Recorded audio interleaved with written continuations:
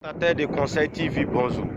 Alors aujourd'hui, on va vous parler de pourquoi il ne faut pas vouloir que son ennemi meure. Il ne faut jamais souhaiter le décès de ton ennemi. Il ne faut jamais souhaiter le pire pour ton ennemi.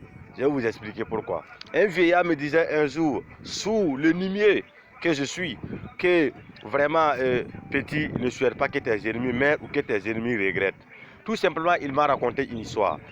L'histoire se fit l'histoire des singes qui mangeaient le maïs dans un sang. Et à chaque reprise, le propriétaire des champs venait lapider les singes. Les sachets de son sang, les singes se playaient et chaque singe priait Dieu, Alhamdulillah, si un jour ces gars mouraient. On allait bien se régaler de maïs. Heureusement ou malheureusement, un jour le monsieur tomba malade, il s'absenta du champ, les singes, les perroquets, tous les oiseaux sauvages, tous les animaux sauvages de la brousse venaient s'en approprier du maïs, mais personne ne laissa ça. Et ceci étant la bonne nouvelle, ils ont appris que le monsieur était malade, ils organisaient des séances de prière, des cérémonies,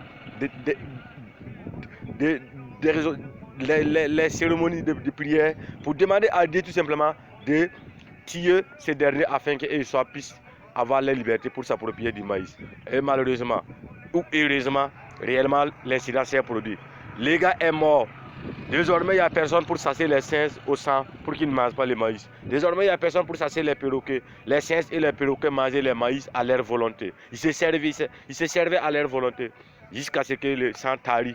Comme c'est un sang qu'il faudrait renouveler, le monsieur étant décédé, il n'y a personne pour renouveler le sang. La saison prochaine, les singes viennent pour manger le maïs. Malheureusement, il n'y a pas de plantation. Car celui qui le plantait, il est décédé. Il était comme leur pire ennemi. Or pourtant, au fond, c'était leur ami. C'est grâce à lui qu'il gagnait le maïs. Et comme lui, il est mort, il n'y a personne pour protéger la plantation. Il n'y a plus de maïs. Donc c'est comme ça dans la vie. Ton ennemi que tu vois, peut-être c'est parce qu'il t'arrange à quelque part que tu le considères comme ennemi. Donc ne souhaite jamais le pire que ça arrive à toi, mon ami. Aimez vos ennemis, c'est les ennemis qui vous font avancer dans la vie. Merci, chers abonnés. N'oublie pas de liker la page. Merci.